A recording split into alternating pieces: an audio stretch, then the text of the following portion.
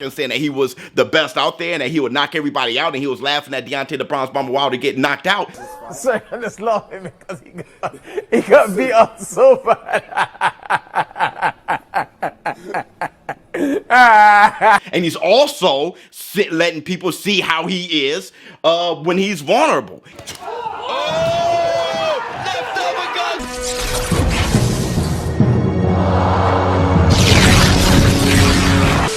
Hi, this is Joe Cortez. You're watching ShowBizz, the adult. Oh, this is Bernard Hopkins, ShowBizz, the adult. I'm out. Oops, up off that. Yeah, up off that. What's up, my people? This is ShowBizz, the adult. All right, man, look. So, Dilian, the body snatcher, Whyte, he speaks. Deontay, the Bronze Bomber, he speaks. And whoops! All right, man, look. Let's get to the reaction. First, I want to say this. Yeah, I'm hearing, you know, in the comments, everyone's sending me DMs, sending me emails saying, hey, look, man, Dilian the body snatcher Whyte, he said something. He spoke about what happened to him after the Povetkin fight. You guys know I did a video early this morning speaking on Dilian Whyte and saying, hey, man, are you still laughing? Well, Dilian Whyte, he spoke, he had an interview, and we're going to talk about it. ShowBizz the mug, if you don't get your black 2 sugars. I mean, like I said, it's not about getting knocked out to me. It's not about losing to me. I always call boxing the best metaphor for life. You're going to take losses in boxing. You're going to take losses in life. Okay? Stop acting like people going to go unscathed. My whole thing is, what do you learn from it? How do you bounce back? And do you bounce back? Do you even attempt to get up? And when you get up, what happens? And if you get dropped again, at least you learn something about yourself. You get up. Look, the greatest, Muhammad Ali. Muhammad Ali had, you know, a motor mouth. All he did was talk. There was nobody who spoke more and sound more cocky, confident than Muhammad Ali. And when he got his jaw broke by Joe Frazier or even Ken Norton, he was sitting there with the swollen jaw in front of Howard Cosell. And Howard Cosell was pointing at his jaw, talking about, look at your jaw. And Muhammad Ali was still there, like, yeah, man, you know, he broke my jaw. Look at my face, you see no scratches or nothing, just a bruise or jaw. But not one pimple, not one nothing. I mean, that's one of those things, one of those moments where I say that's why Muhammad Ali is the greatest. And that's the black 2 sugars. Let's do this reaction. Let's see what Dilian, the body snatcher Whyte, has to say. I'm very curious. The type of knockout he suffered, yeah, it should be the next morning. I didn't really expect him to talk about everything and try to dissect what happened in that fight right after getting knocked out like that. He just needed medical attention. So let's see what he has to say. Does he sound like a warrior? Does he sound brave? Let's see what he sounds like. Still got violence on the shirt. Very, maximum violence. I was bossing the fight, I was winning the fight, and I just got caught. It's one of those things heavyweight boxing. It's not like I got beat up rounds after rounds, and you know, it just got clocked. That's all. You know, he dipped low. I shoot the hook, he came with the uppercut. You know. That's exactly what happened. Perfect assessment. My thing is this though. I think Povetkin, he definitely was winning. He dropped Povetkin twice. And again, good counter shot, left hook.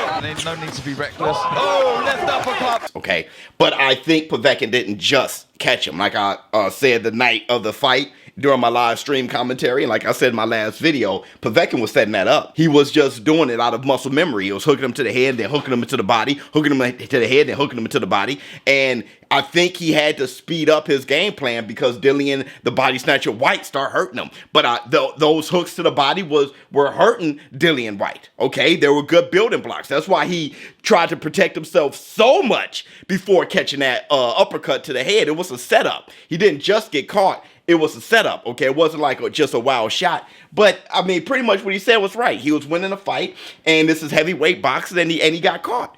I feel him on that. It was more a setup. It kind of reminds me, and one of you guys said this in my community, said kind of remind you of Big George Foreman knocking out Michael Moore.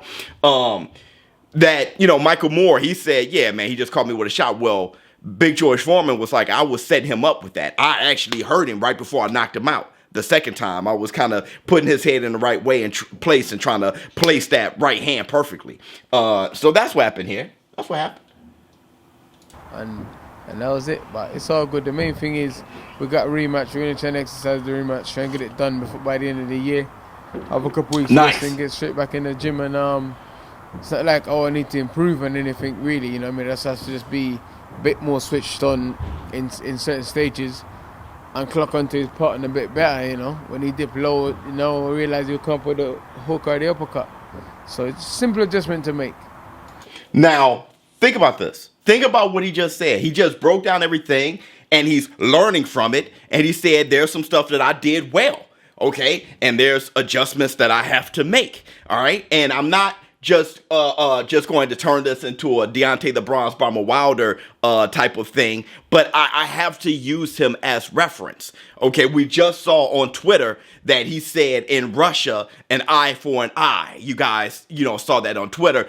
Deontay the Bronze Bomber Wilder finally speaks, and that's what he says. I believe in an eye for an eye, but he says it in Russian. But the difference here is Dilian, the body snatcher, Whyte, isn't saying that, hey, man, there was something going on with my team.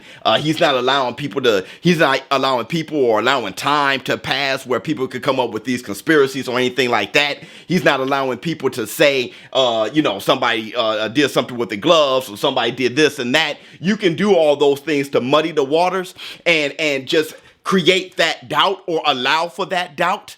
He's not doing that. He's keeping it 2020 so he can just learn from it and let everybody see exactly who he is, even in his vulnerability. They let him see who he was when he was talking junk and saying that he was the best out there and that he would knock everybody out, and he was laughing at Deontay the Bronze Bomber Wilder get knocked out. Sorry, I'm just laughing because he got beat up so bad.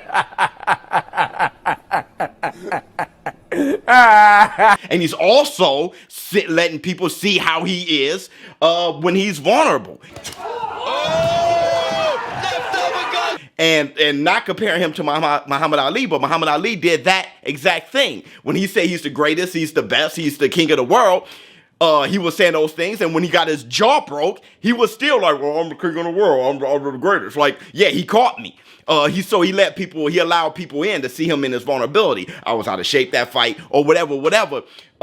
That's what he's doing. Whatever he's saying to have him handle the loss and handle the crushing knockout, like he said. I mean, I don't have to adjust too much. I just gotta stay turned on a little bit more, stay more focused and more triggered on exactly what he's doing, so I don't allow for this to happen next time. I got a rematch, and I'm about to exercise that rematch. Make sure we have this, December by the end of the year. That's dope.